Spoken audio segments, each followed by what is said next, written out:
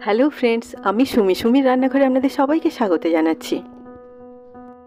আজকে আমি বানাবো খুব সুস্বাদু আর হেলদি রাঙা আলুর কাটলেট। এই কাটলেটটা এতটাই খেতে সুন্দর হয় যে একটা খেয়ে কারোরই মন ভরবে না। এটা বানানোর জন্য আমাদের এই উপকরণগুলো দরকার পড়বে। এখানে আমি নিয়ে নিয়েছি এরকম ছোট ছোট করে কাটা একটা মিডিয়াম সাইজের পেঁয়াজ, আর গ্রেট করা রসুন 2 টিস্পুন, আর গ্রেট করা আদা 1 আর হাফ টিস্পুন, আর নিয়ে নিয়েছি ছোট ছোট করে কাটা ফ্রেশ ধনেপাতা, আর নিয়ে নিয়েছি সেদ্ধ করে ম্যাশ করে নেওয়া 3টে মিডিয়াম সাইজের রাঙা আলু, একটা সেদ্ধ করে ম্যাশ করা মিডিয়াম সাইজের আলু, আর 1 কাপের মতো ছানা। একটা পরিষ্কার সুতির কাপড়ের মধ্যে ছানাটাকে 15 মিনিট বেঁধে রেখে এটা জলটা আমি ভালো করে ঝরিয়ে নিয়েছি। ছানার পরিবর্তে আপনারা গ্রেট করা পনিরও দিতে পারেন। এবার আমি একটা বড় প্লেটের মধ্যে ম্যাশ করা রাঙা আলু আর ছানাটাকে নিয়ে নিলাম। আমার এই ভিডিওটি যদি আপনাদের ভালো লাগে আপনারা নিশ্চয়ই লাইক করবেন। আপনাদের লাইক আমাকে মোটিভেট করে আরও বেশি ভিডিও বানানোর জন্য। সব উপকরণগুলোকে খুব ভালোভাবে মিশিয়ে নিয়ে এটার আমি একটা ডো বানিয়ে নিচ্ছি। ছানা দেওয়ার জন্য এই কাটলেটটা থেকে খুব সুন্দর একটা ফ্লেভার আসে। দেখুন ডোটা তৈরি হয়ে গেল। এবারে এর মধ্যে দিয়ে দিলাম 1 টেবিল স্পুন ঘি। ঘিটা দিলে রাঙালুর মধ্যে যে একটা আঠালো ভাব থাকে সেটা চলে গিয়ে ডোটা সফট হয়ে যায়। দিয়ে দিলাম স্বাদ মতো নুন, দিয়ে দিলাম 1 টিস্পুন ধনে আর জিরের গুঁড়ো, আর 1 টিস্পুন চিলি ফ্লেক্স। চিলি ফ্লেক্সের পরিমাণটা আপনারা কম বেশি করতে পারেন। এবারে দিয়ে দিলাম গ্রেট করে রাখা আদা আর রসুনটা। আদা আর রসুনটা বেটে না দিয়ে গ্রেট করে দিলে এই কাটলেটটা খেতে বেশি সুন্দর লাগে। দিয়ে দিলাম ছোট ছোট করে কেটে রাখা পেঁয়াজ আর ধনেপাতাটা। ধনেপাতা আর পেঁয়াজটাকেও আপনারা খুব মিহি করে কাটবেন। সব উপকরণগুলোকে আরও একবার আমি খুব ভালোভাবে মিশিয়ে নিলাম।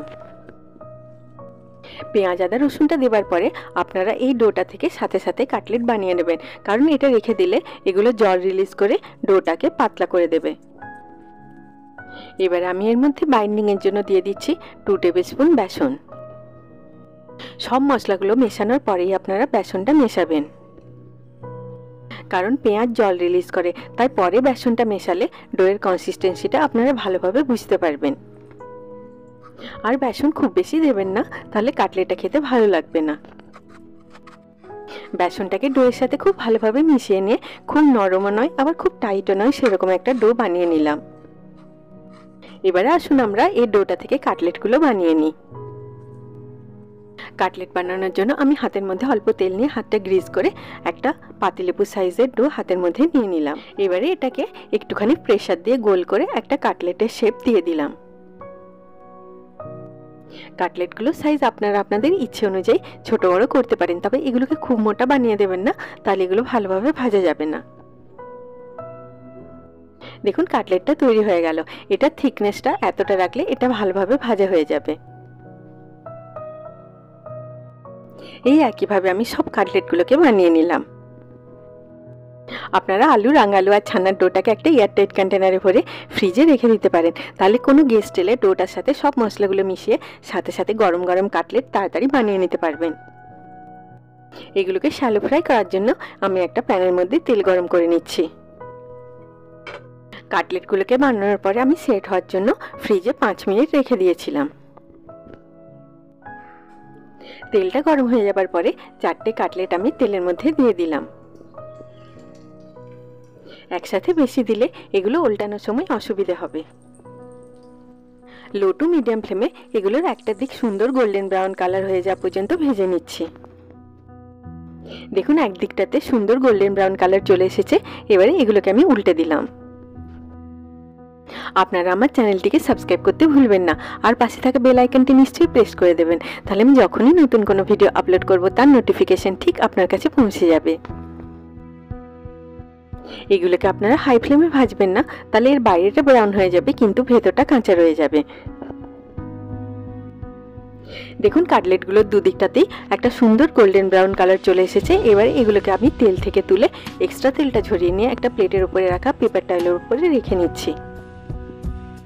এইভাবে বাড়িতে একবার রাঙালুর কাটলেট বানিয়ে দেখুন। আপনি করতে করতে ক্লান্ত হয়ে যাবেন, কারণ কম খেয়ে কারোরই মন ভরবে না। এটা খেতে এতটাই সুন্দর হয়। এই একইভাবে আমি সব কাটলেটগুলোকে ভেজে নিলাম।